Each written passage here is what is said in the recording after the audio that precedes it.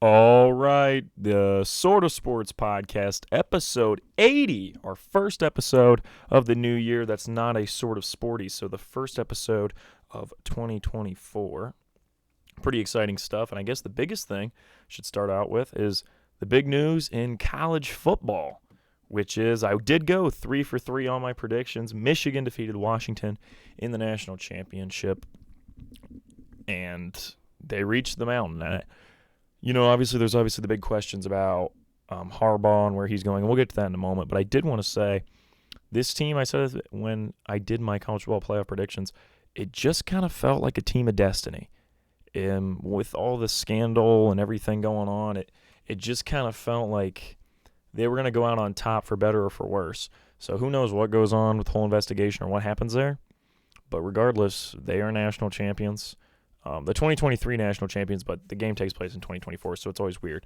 Like, I'll probably title this episode the 2024 NFL playoff predictions, but it's really the 2023 season, but it's the 2024 It's just kind of weird how that lays out. But regardless, it's like whenever you're playing a trivia game, if the question is who were the 2019 national champions for college football, they might be asking if it's the LSU Tigers, it's the 2019 season, or they could be asking if it was the 2019 Clemson Tigers who are national champions because they were the 2018 season national champions with Trevor Lawrence, but then the game takes place in 2019. It's just really weird. But regardless, other than me talking about years and things that only kind of matter to me, Michigan wins the national title. It was a game that kind of exactly like I thought it'd be, where really they were in control the whole time.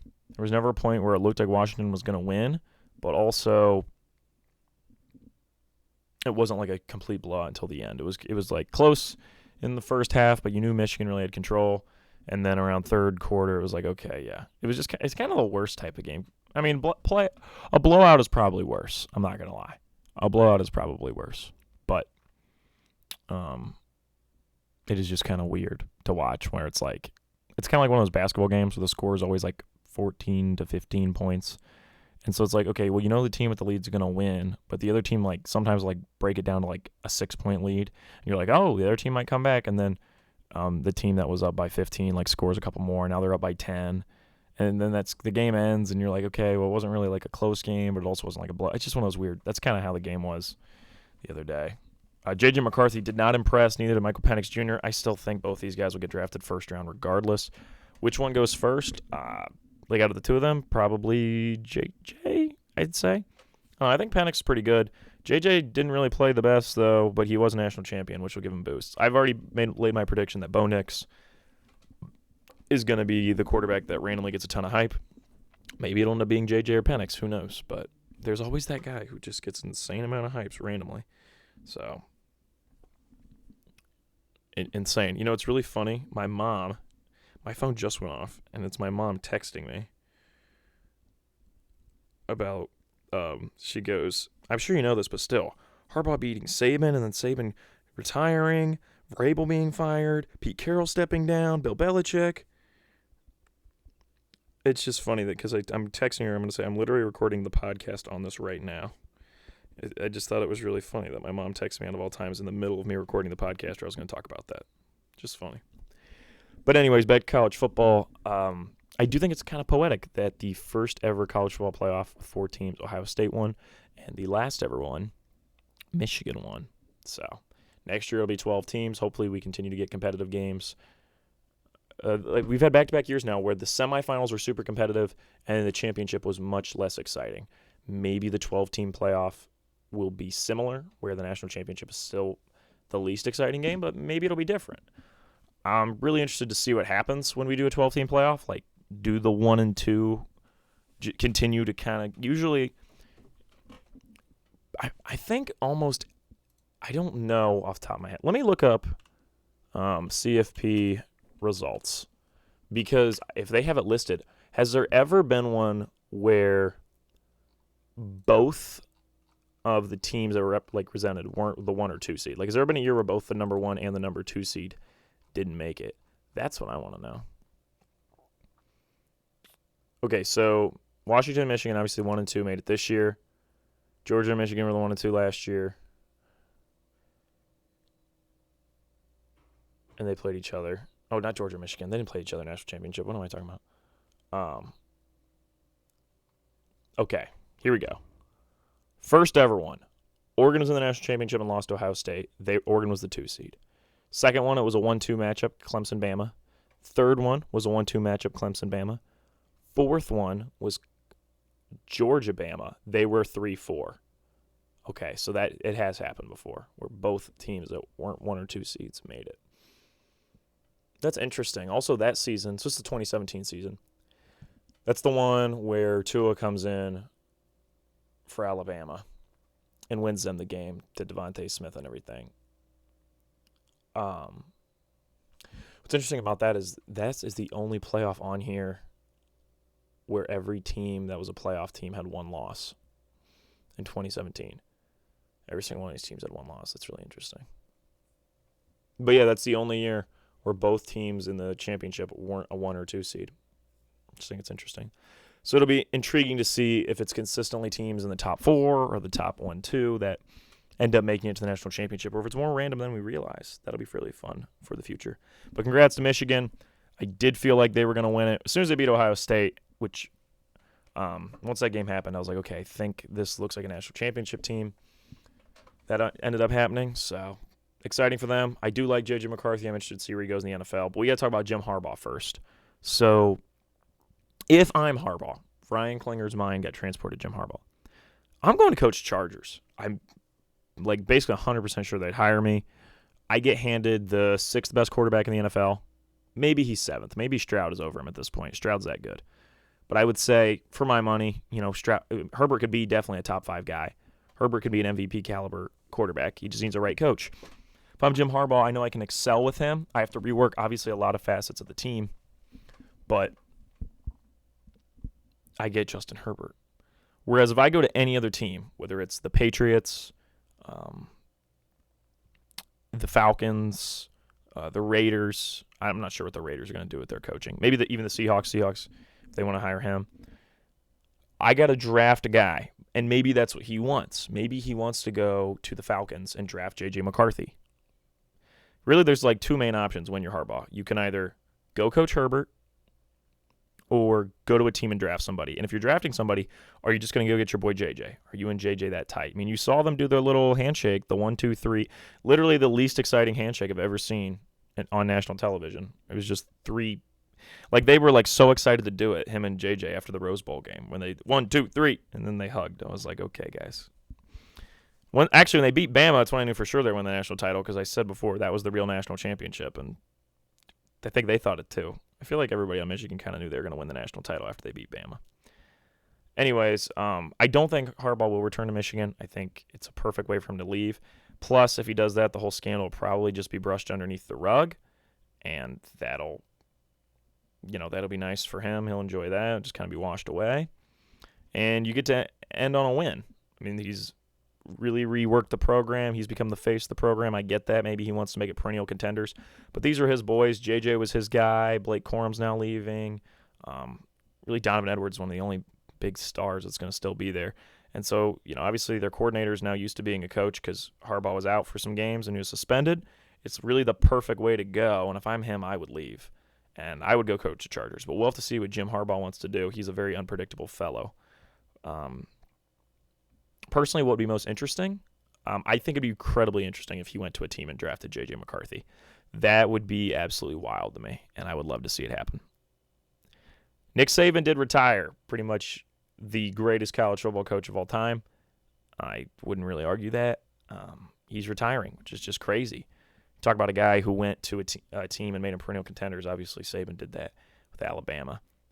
And, I mean, my whole life I've always thought of Alabama as a absolute juggernaut. And then I read back, before Saban, it really wasn't that way. I mean, obviously they had some years where they're big, but it's not like they were like LSU or Florida or Ohio State, these schools that are considered perennial contenders. He made them that. He made them big deals. Harbaugh brought Michigan back to being a big deal.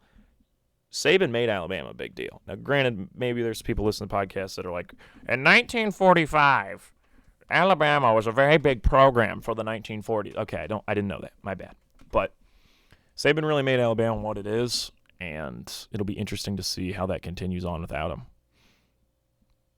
But speaking of Nick Saban, let's talk about his boy, his buddy, Bill Belichick, the greatest coach in NFL history, who is now mutually parted ways with the New England Patriots. Not sure if this is going to come back to bite the Patriots. I think it might come back to bite the Patriots in the ass. It'll be very interesting to see where Bill goes. I do still think Bill's got one more in him. I honestly can see him winning one more. Where does Bill go? A part of me thinks the Seahawks, which is weird because they played each other in the Super Bowl.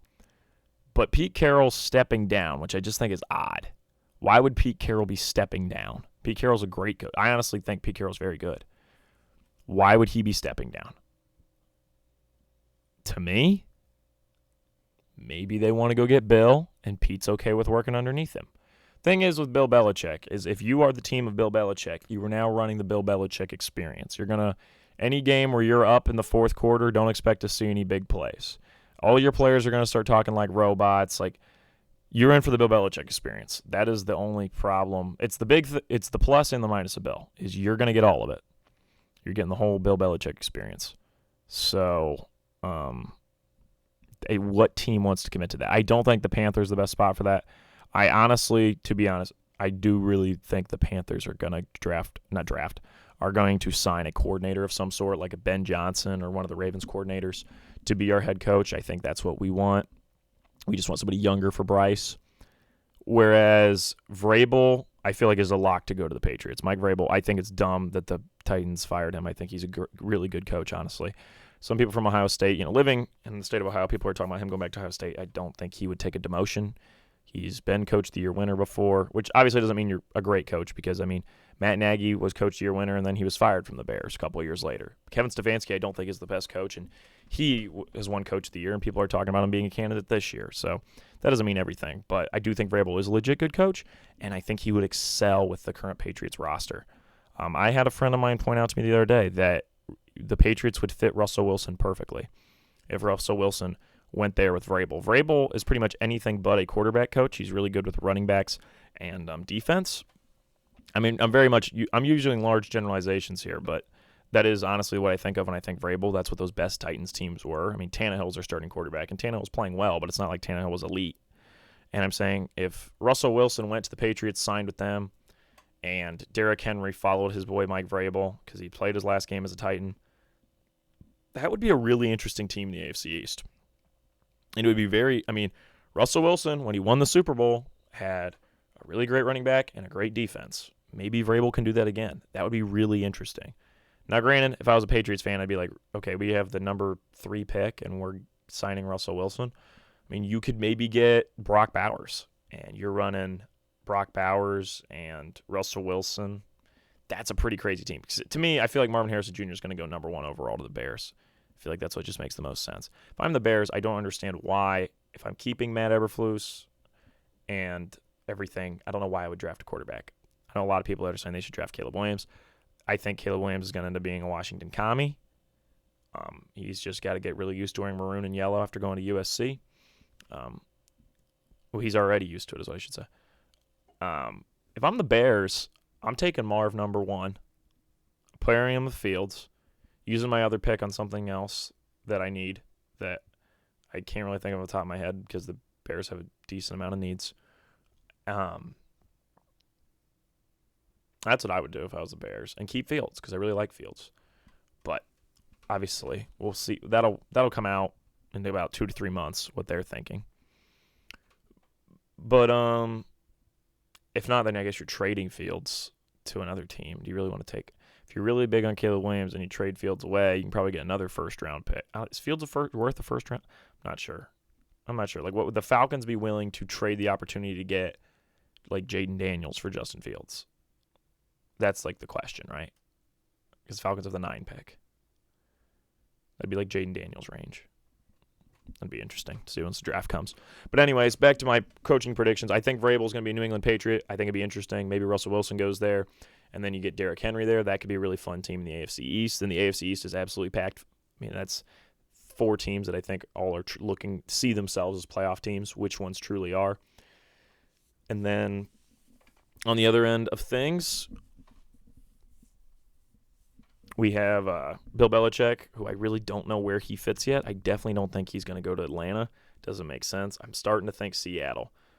But, yeah, that's kind of what I see is Seattle, for being really honest. I'm trying to think if there's a playoff team that would get rid of their coach. I really don't think there is when I look at all the playoff teams. I don't. Unless, like, maybe Dallas. But I don't think Dallas is really in for the Bill Belichick experience. Like, if McCarthy would lose really badly to the Packers, like, maybe they'd think about it. But, yeah, I don't. I just don't see that. And I think the Browns have had too good of a season to get rid of Stefanski. So, it'd be wild if Bill went to the Browns, though. That would be absolutely wild. After all this time, he goes back. That'd be insanity. But, yeah, I think I covered all the coaching stuff. I guess I did. Where does that leave Harbaugh? Probably like a Raider or Atlanta. That's really what I'm thinking. I'd love for him to go to the Panthers. I would be totally in for it. I just don't think I'm that lucky, to be honest. David Tepper is an idiot. So, you know. All right. It's time for the playoff predictions. But before that, I got to do my NFL awards. So for Coach of the Year, I got DeMeco Ryans. For obvious reasons, he took a team that won, I think, 3 games last year? And now completely turned them around into being a team in which C.J. Stroud said they could win the Super Bowl. I don't know if they're going to do that, but I think it's a really good team. Comeback Player of the Year, it's going to be DeMar Hamlin. Obviously, Joe Flacco's killed it. Don't get me wrong. But we can't really underrate the fact that DeMar Hamlin's heart stopped on the field, and he's back out there. That's impressive. I mean, obviously, he hasn't, like, played like in a regular game capacity, but the fact he's going to be Comeback Player of the Year. Like, it's going to be him. I'm obviously happy for the guy. That it would have been really horrifying. I mean, the narrative after that, if it wouldn't have went as well as it did, and like a disaster truly would have struck, would have been terrible. So I'm glad he's all right. So he's going to be Comeback Player of the Year. Defensive Rookie of the Year, I got Will Anderson. I think there's an argument for Witherspoon, but I think Will Anderson's on a better team, and he really, you watch Texans games, you see him. The footage holds up. The stats are solid enough, and I think he's been really impressive. And they also took a huge swing going out and getting him. So I honestly think it should be him, and I think it will be him. Offensive Rookie of the Year should be Stroud. I think it honestly should be unanimous, being really honest. I don't care that he was injured for a couple games. It's him. Really, the only guy who can make an argument is Bijan or Jahmyr Gibbs, but Bijan kind of slowed down because of dumbass Arthur Smith, and then Jahmyr Gibbs really stepped it up in the second half of the season, but it should be Stroud, no questions asked. Defensive Player of the Year is Myles Garrett. He's deserved it multiple times, and this is the year he gets it. Probably the best defensive player in the league in my mind. So, Myles Garrett, obviously. Offensive Player of the Year, Tyreek Hill. I know he's missed a couple games near the end of the season, but he had some insane numbers this year. It's going to be him. And then MVP, Lamar Jackson. I love Lamar Jackson. He deserves it. It's the best football he's played in his entire career, and we're going to talk about it more when we get to the playoff predictions. So that is my final NFL awards predictions. Let's get into the playoff stuff. Start off in the NFC. We got the wild card round. Let's start off with the 5 Eagles versus the 4 Bucks. I'm going to take the Bucks here. Eagles been playing terribly. I actually looked back on a podcast from last year. It was after the Super Bowl was over, and I said it's going to be really hard for the Eagles to go. You see them on paper, and you're like, this is a team that could be in the exact same position next year. But it seemed like everything clicked perfectly for them last year. Can they get it to click again? And they haven't. It has not been clicking the way it used to click, and they're not winning games. I mean, they've played terrible in the last month of the regular season, and that is never a good sign for the playoffs. You don't usually play terrible right for the playoffs and then figure it out in the playoffs. Bucks, on the other hand, haven't been playing exceptional, but I believe this is a sneaky team. They've got a lot of talent, especially at receiver, and I think Baker's good enough to get them a big energy win. It's at Raymond James. To me, I just think the Bucks are a perfect team. They get one upset win and then lose their next game, and that's what I feel like this is. Big upset for the Bucks, and then they start talking about, is Sirianni really the right coach for the Eagles, and all that starts up. Next matchup, we got the 6 Rams versus the 3 Lions. I don't understand why taking the Rams has become the trendy pick. 5 games ago, people were like, this Rams team, they're kind of sneaky, but, they're not as good as their record says. Now people are saying they're a surprise Super Bowl contender. I don't understand. I'm not as big of a McVay lover as a lot of people. I think McVay's a really good coach, but I think Shanahan is the evolved version of him and a better version of him. I would take McVay over Mike McDaniel, though. I think the McDaniel shine is kind of worn off. I don't think he's bad, but I think people know that he's not like the best. Definitely just kind of an offensive coach. The Dolphins' defense is more than suspect. So, Rams-Lions, I'm taking the Lions here. You guys know I'm high on the Lions. Everybody keeps telling me, well, look at that Rams offense. Look what they can do with those weapons. Puka Nacua, Cooper Kupp, Kyron Williams has been great. Matthew Stafford's great. He's going back to Detroit. Okay, yeah, you're right. Jared Goff wants to beat his old team. This Lions team is playing their first playoff game in 20 years. At home. Their first home playoff game in 20 years or something. Insane. Yeah, I think it was 20 years. Because they haven't won the division since it wasn't 20, it was 30. Yeah, sorry. My bad. Okay. This Lions team is playing their first home playoff game in 30 years. They're not going to lose it. Matt Stafford isn't it's really beautiful the way this lined up. I'm not going to lie. It really is beautiful. But the Rams aren't going to beat this team because your argument of, oh, well, look at all their offensive weapons for the Rams. Do I need to name you the weapons for the Lions? Because I prefer them. Amon-Ra St. Brown, Jahmyr Gibbs. Goff plays really well with these guys. David Montgomery's been exceptional. Jameson Williams can always break out a big play. Reynolds is always there for a big play. Sam Laporta has been the best tight end in the NFL. In my opinion, Sam Laporta has been the best tight end in the NFL. I don't know if he's playing this week. I can't remember. I will look that up right now, but I'm saying I don't understand the argument here with the Rams. I get the fact the Lions don't have an elite defense. They still don't have an idea. They're going to figure out Laporta tomorrow, it says. I get the fact that the Lions don't have an elite defense, but I don't really think that matters in a relatively weak NFC, especially because I don't think the Rams' defense is any better. I honestly think the Lions' defense is better than the Rams' defense. So I really don't get the argument here. I'm taking the Lions. Also, great choice for the Sunday night game. Props to the NFL. All right, 7 Packers versus 2 Cowboys. It's probably just because I'm a Cowboys hater, and I think Jordan Love's good, but I see the Packers winning here. I'm taking the big upset. I know. I just expect a big game out of Jordan Love. I think his Packers team is a lot like the Bucs, where they just have one upset win in them, and they have a great energy going into this game, and I just see him getting a big upset. Probably not the safest pick. Definitely not the safest pick, especially with the Cowboys playing at Jerry World. But I'm going to take the upset. Packers get a big win.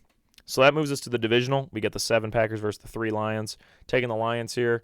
This is just a better team than the Packers. I don't really need to talk about that much. We get the 4 Bucs versus the 1 Niners. The Niners should win this. The Niners are just a better team here. I don't need to think about that too much. NFC Championship, we have Niners versus Lions. I'm going to take the Lions to win. Putting the Lions in the Super Bowl. I've believed in this Lions team all year. I just think this is a really good team, and I really like what they have going on. As far as the Niners, you guys know I love Brock, but I don't see this Niners team as a Super Bowl team. If maybe I'll change my mind if they get some big wins in the playoffs, but I don't see them winning the Super Bowl. I think it's a really good team, but I just don't believe in this Niners team winning the Super Bowl. I really don't. I honestly think they were better last year. So, just honesty, guys. The Lions are better than this team. Lions are the best team in the NFC. Taking them to the Super Bowl. Which shifted over to the AFC. First game we'll talk about is the number 5 Browns versus number 4 Texans. I don't understand why this game had the least important time slot. It's at 4:30 on Saturday. That is your least important time slot. Why was this not a Sunday at 1 or a Sunday afternoon game? It makes zero sense to me why this is the least important time slot. This is an exceptional matchup. A matchup that I believe the Texans are going to win. I think I said on the podcast last time that the Texans are an incredibly bad matchup for the Browns. An incredibly bad matchup. I told all the Browns fans I know, you need to root for the Jaguars last week. And the Jaguars lost, which made the Texans the 4 seed, which means the Browns have played them in the first round. I think this Browns team is really good. I honestly believe they're a Super Bowl contender. But they line up horrendously against this Texans team. Along with, let's just talk about the destiny things that feel weird. The Texans are Deshaun Watson's former team. The Texans have an Ohio State quarterback starting. The Texans have a rookie quarterback who has great energy. It was one of the best rookie years we've ever seen, and it would feel weird to see him lose in his first playoff game. It just all seems to be lining up against the Browns. The Browns are known for having horrendously bad luck, and I just think it's really bad luck the way this has turned out. I'm taking the Texans to beat them.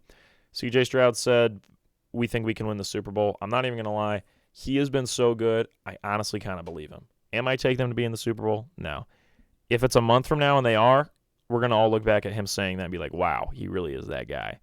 This Texans defense is not very good as a unit, but they do have some outstanding players. Like Will Anderson is outstanding. I've seen some big plays from Desmond King II for them, and Derek Stingley is obviously a beast for them. Altogether, their talent doesn't really pop off the page, but I will say they have some playmakers that can make some big plays. Biggest argument every Browns fans telling me is, oh, well, their O-line can't hold Myles Garrett. You're right, it can't, but C.J. Stroud doesn't need that. C.J. Stroud, the whole year, has had, like, really the only thing the Texans are really missing from winning the Super Bowl is they don't have the best O-line. But it really doesn't affect Stroud that much. I've never seen a young quarterback be able to just move around the pocket so seamlessly and not be affected by a pass rush, and that's what Stroud's good at. And so he's really a terrible matchup for the Browns because he's unaffected by that. This Texans team, I think, should be in the Super Bowl maybe next year. That's how quick I think Stroud's going to win one. This year, I just don't see them losing Stroud's first playoff game. I'm taking the Texans to win. Next up, we got the number 6 Dolphins versus the number 3 Chiefs. This is going to be a Chiefs win. It's apparently going to be one of the coldest games in NFL history. Dolphins are going to struggle in that. Even if it wasn't like that, I honestly just think this Chiefs team is a lot better than this Dolphins team. I've been saying it since, I think, October now, that this Dolphins team really isn't that great. Chiefs are going to expose that. This Chiefs team is not as good as usual, but still a really good team. I'm taking the Chiefs. Next up, we got Steelers versus Bills. Steelers, the 7 seed. Bills are 2 seed. I don't care about talking about this. The Bills are a Super Bowl contender. The Steelers are a really good regular season team. Tomlin's a great coach. They're not beating the Bills.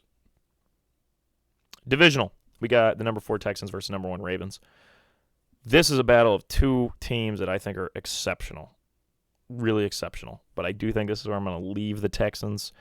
I think the Ravens are amazing this year. It's the best team Lamar has had. He is playing at full tilt, his best football of his life. Ravens win. We got Chiefs versus Bills. I'm going to take the Bills to win here. Bills finally get over the hump and beat the Chiefs in the playoffs.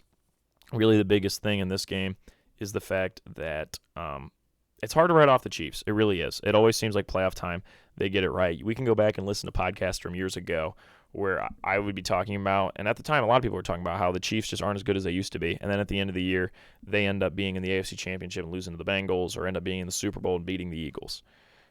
It always feels like this Chiefs team figures it out. I just do think this year that while this Chiefs team is good, it is not as good in years past. I also want to point out, everybody keeps like, oh my gosh, ever since Mahomes lost Tyreek Hill, he's not as good. They won the Super Bowl last year. You guys realize Tyreek Hill wasn't on the team last year, right? We're all aware of this, correct? It's so dumb. So, yeah, this Chiefs team still could win the Super Bowl. I'm not going to lie. They really could. But I think this Bills team is better. The Bills have done the exact opposite of what I talked about on offense, where before they were just only giving it to Diggs. Now they do everything but that. So it's been working really well for them. I also wanted to say, we always talk about system quarterbacks. We need to start having a conversation about system running backs, because it feels like there's only like a couple elite running backs like Christian McCaffrey and Nick Chubb, and everybody else, it's just like the system. I'd say Bijan is elite, but everybody else, it's just like the system you're in. Like Austin Eckler, James Cook, like these guys where, yeah, they're really good. I mean, they're professional athletes, don't get me wrong, but it really just depends on the scheme you're running and the way your O-line works and everything, and it feels like the Bills have been able to find that with James Cook. Bills win. AFC Championship, Bills versus Ravens. Genevieve and I had the same AFC Championship, except she took the Bills to go to the Super Bowl and beat the Niners. I think she had the same NFC Championship as me, too. It's just reverse, because she has the Bills going to the Super Bowl and the Niners going to the Super Bowl, and then the Bills beating the Niners, where I have the Ravens going to the Super Bowl and the Lions going to the Super Bowl. So I'm taking the Ravens beat the Bills for everything I've said. I said it since, I think, Christmas Day. So if the Ravens beat the Niners, the Ravens are going to win the Super Bowl. The Ravens did beat the Niners on Christmas Day. They're going to beat the Bills in the AFC Championship in late January, and the Ravens are going to go to the Super Bowl, Lamar's first ever. Super Bowl 58, we have the Ravens versus the Lions. Huge moment for Lions. It's a big Midwest cold, Midwest city, hard-nosed football matchup.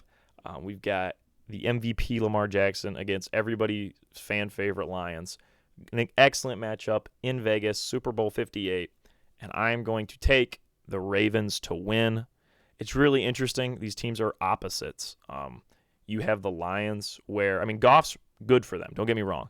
But you just look at them on offense, there's so many weapons. Whereas with the Ravens, it's like Lamar is easily their standout player, and everybody else comes after him. I just think it's interesting. The way they're constructed is quite different. Really, the only way it could be more different is if the Ravens played the Niners. That's like complete opposites. But anyways, Lamar wins Super Bowl MVP. Lamar gets his first Super Bowl of his career a little later than I think some people expected. But great nonetheless. Kind of ending the Lamar being underrated narrative. I think he would get his flowers and people would talk about him now as probably the second or third best quarterback in the league. I would say it's Mahomes, Burrow, then him. But there's an argument. Josh is 3. I think it will depend on who goes to the Super Bowl this year. If the Bills go to the Super Bowl this year, then Josh would be 3 and Lamar would be 4. If Lamar goes to the Super Bowl this year and wins it like I think, Lamar should be 3 and Josh is 4. As far as teams I could really see win the Super Bowl, I could see the Bills, I could see the Chiefs, I could see the Ravens. I honestly, a part of me can see the Texans, and I could see the Browns. In the NFC, I really can only see the Lions and Niners winning it. Actually, I can't even really see the Niners. I'm lying to you guys. I'm just saying it because I feel like I have to. I really can only see the Lions winning it from the NFC. I don't have any faith in any NFC teams. But anyways, I am taking the Ravens to beat the Lions in the Super Bowl. Props to the Ravens. Really proud of them, and I love Lamar. I'm really excited for him to win the Super Bowl. All right, let's look back at the beginning of the year for my original predictions. Here we go. This is fun. So I'm going to pull up the NFL standings in real life, and I'll read you what I predicted them to be. So we'll start AFC. In the AFC East, I had the Bills at 1 at 11-6. Correct. The Dolphins at 2 at 10-7. They were 11-6, so I was almost right. The Jets at 3 at 9-8. Even with Rodgers healthy, I had them at 9-8, which is crazy because I think if Rodgers was healthy, this team would have been much better. They ended up going 7-10, and then at 4, I had the Patriots at 6-11. A little too much faith in the Patriots. They went 4-13. In the AFC West, I had the Chiefs in first, 11-6. They did go 11-6. I was right. The Chargers at 2 at 10-7. Completely wrong. They ended up going 5-12 and being last. Then I had the Raiders at 3 at 8-9. They ended up being second in the division, but 8-9. And then I had the Broncos at 6-11. They ended up being 8-9 and third in the division instead of fourth. In the AFC North, I had the Bengals at 1 at 11-6, which they ended up being last at 9-8. The Ravens at 2 at 10-7. They ended up being first at 13-4. The Steelers at 3 at 9-8. They were third, but they were 10-7. And then the Browns at 4 at 7-10. The Browns went 11-6 on a much better season than I thought they would. Props to the Browns. I do think it's funny if you would have told somebody at the beginning of the year, guess which AFC North team is going to miss the playoffs. The Bengals probably would have been their last pick, and here it is. I mean, this was the year that potentially every AFC North team could have made the playoffs, but Joe Burrow's injury really killed that. The Dolphins also won too many games early on because even if the Bengals win a couple more games, and the Steelers end up being worse. So that's kind of what goes on there. Okay, let's do the AFC South. I had the Jaguars at first, 12-5. I expected a big year out of the Jaguars. Really did. I expected Trevor to be an MVP candidate. That did not happen. I'm pretty much never going to predict that again. They ended up coming at second at 9-8. I had the Colts at 2 at 6-11. They ended up having a better season than that, even without Anthony Richardson being healthy. They went 9-8 and had third place. I had the Texans at 3 at 4-13. They went 10-7. This team was awesome. I watched them a lot on Sunday Ticket. It's been a great team. I did not have faith at Stroud. You guys all know I was a Stroud hater, and now I'm a big fan, and he's great. So props to the Texans. And at 4, I had the Titans, which is what they came in, 4th place, and I had them at 2-15. They ended up going 6-11. A lot better play from Will Levis and Ryan Tannehill. Because Ryan Tannehill was the guy who got him the last game, last win of the year. For the playoff teams, I had the Jaguars at 1. They didn't make the playoffs. The Chiefs at 2. They ended up being 3. The Bengals at 3. They didn't make the playoffs. The Bills at 4, they ended up being the 2 seed. The Ravens at 5, they were the 1 seed. The Dolphins at 6, which is right, and the Chargers at 7, who didn't make the playoffs. In the NFC, for the East, I had the Cowboys. Sorry, not the Cowboys. I had the Eagles at 1 at 13-4. They ended up going 11-6, being in second place. I had the Giants at 2 at 10-7, way off. They were 6-11 and in third place. I had the Commies at 3 at 8-9. They were bad, 4-13, last place. They're going to be drafting Caleb Williams. And then fourth place, I had the Cowboys 7-10. I love hating on the Cowboys, but they did win 12 games this year, and they were first place. Let's go to the NFC South. I had the Panthers winning at 7-9-1. They ended up going 2-15 and being in last. Obvious, yeah, I know. But we've talked enough Panthers. It's all right. At 2, I had the Bucks at 6-10-1. They ended up going 9-8, better record than I thought, and they won the division. Falcons, I had at third at 6-11. They ended up being 7-10, so pretty close, and they were in third. And then fourth, I had the Saints at 5-12. Thought they might be the Caleb Williams team. They did a lot better than that. They went 9-8, and they got second place in the division. NFC North, at 1, I had the Lions at 11-6. They ended up being 12-5. Even I'm a huge Lions lover, and I honestly had them losing 6 games. It's kind of a lot. But I think it's because I thought the division would be better than that, because I had the Bears at 2 at 10-7. Bears ended up being 7-10 and coming in last, but still pretty decent for the Bears because they started really bad. 3, I had the Packers at 8-9. The Packers ended up coming in second place at 9-8. And 4, I had the Vikings at 6-11. Vikings ended up going 7-10, so I was about right. But that was good enough for being tied for last place with the Bears. Let's do the NFC West. I had the Seahawks first at 12-5. I pictured a big year out of the Seahawks team. I had a lot of faith. Did not really pan out that way. They went 9-8 and got third place. Behind them, I had the Niners at 11-6. They ended up going 12-5 and winning the division. Then at third, I had the Rams at 7-10. They ended up going 10-7 and coming in second place. Real props to this Rams team. They're on a 4-game win streak. I do have to give them credit. And at fourth, I had the Cardinals at 4-13. I was completely correct. They came in fourth and went 4-13. So, then for my awards, I predicted. Where is it? MVP, I had Jalen Hurts. Offensive Player of the Year, I had Saquon Barkley. Defensive Player of the Year, Sauce Gardner. None of those were even remotely close. The only one that's even sort of close is Jalen Hurts, but definitely not. Offensive Rookie of the Year, Bryce Young. Definitely didn't happen. Defensive Rookie of the Year, Will Anderson. That was right. And then Coach of the Year, I had Doug Peterson. Jaguars definitely aren't giving out any Coach of the Year awards. My AFC Championship was the Bengals over the Jaguars. Not even possible. My NFC Championship was the Lions over Eagles. Not terrible. Super Bowl 58, I had Bengals over Lions, the same Super Bowl that I had predicted on the blind shot in the dark that I like to do at the end of every Super Bowl episode. So at the end of the Super Bowl 57 episode, I just said, hey, random shot in the dark, I'm going to take the Bengals over the Lions. And when I did my predictions again before the playoffs started, I was like, before the season started, I was like, I kind of liked that one. I'm going to do it again. So I took Bengals over Lions with Joe Burrow being Super Bowl MVP. Obviously did not happen, but I am still keeping the Lions being in the Super Bowl and losing to an AFC team. So, losing to an AFC team. Well, who else are you going to lose to, Ryan? There's no other conference. But I'm saying I did still have that part. So, I kept the Lions in the NFC Championship. I've been a Lions believer for it's going to be about a year now because I would love to see a Lions win the Super Bowl, just not against the Ravens. If it's really any team but the Ravens, the Lions are cool to win it. Like if it ends up Browns-Ravens, okay. That's hard because if it's the Browns-Ravens, I'd probably have to root for the Browns. It would be amazing if the Browns won the Super Bowl while I lived around Cleveland. That would just be incredible, like absolutely incredible. I'm really upset for the Browns because they had a great year.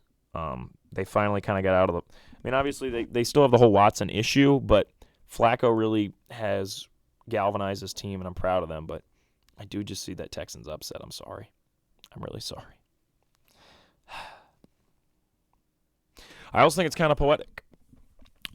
Jim Harbaugh winning the national championship and then John winning the Super Bowl and then Jim coming to the NFL the next year. Just all scenes line up about right. All right, that is it. I will be back next week to talk about which games and which predictions I got wrong. Hopefully I go 100%. because we all know half of my predictions are just kind of what I want to see happen. So if we're being really honest, I pretty much just pick what I want to see happen, and that's usually why I'm wrong. So I'll catch you all in the next one. Thank you. Bye-bye.